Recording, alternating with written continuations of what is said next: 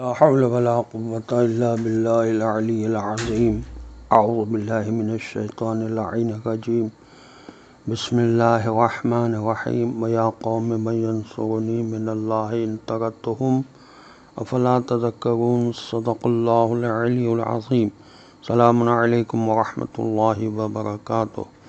اللہ تبارک و تعالیٰ کا شکر ہے کہ سورہ ہود کی آیت نمبر 30 کی تلاوت کا شرف میں نے حاصل کیا، جس کا ترجمہ یہ ہے کہ اے میری قوم، وہ یا قوم اور اے میری قوم، اگر میں ان کو نکال دوں تو مجھے خدا کی پکڑ سے کون بچائے گا؟ تو کیا تم اتنی سی بات بھی نہیں سمجھتے؟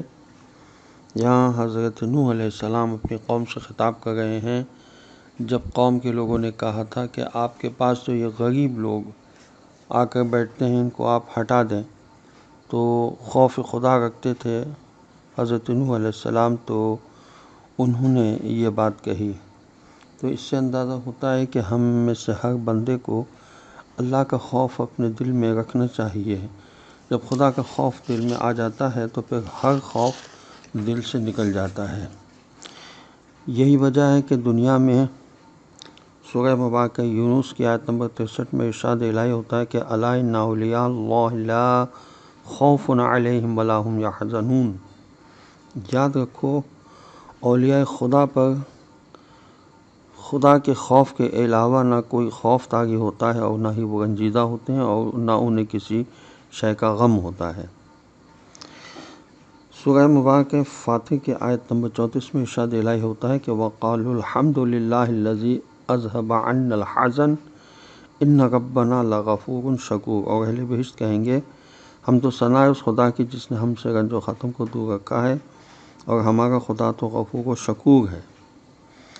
تو اولیاء خدا کی نشانیوں میں سے ایک نشانی ہے، جیسے رسول اللہ صلی اللہ علیہ وسلم نے فرمایا، بحار الانوار کی جلد 100 صفحہ 20 پر یہ حدیث ہے کہ اللہ کے رسول صلی اللہ علیہ وسلم نے فرمایا کہ خدا کے اولیاء اور دوستوں کی 3 خصلتیں ہیں: ہر چیز میں خدا پر بھروسہ رکھنا، ہر چیز سے بے نیاز ہونا، اور ہر شے میں خدا کا محتاج ہونا.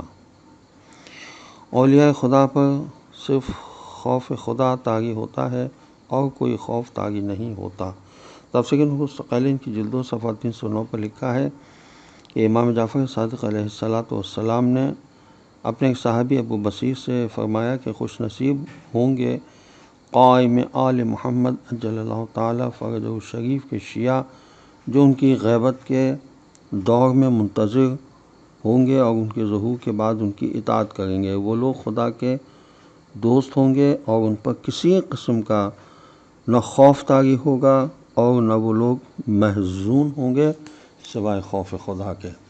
انسان کو زیادہ تر اپنے رزق کا خوف ہوتا ہے، اور رزق کے سلسلے میں انسان اکثر حلال و حرام کا بھی خیال نہیں رکھتا.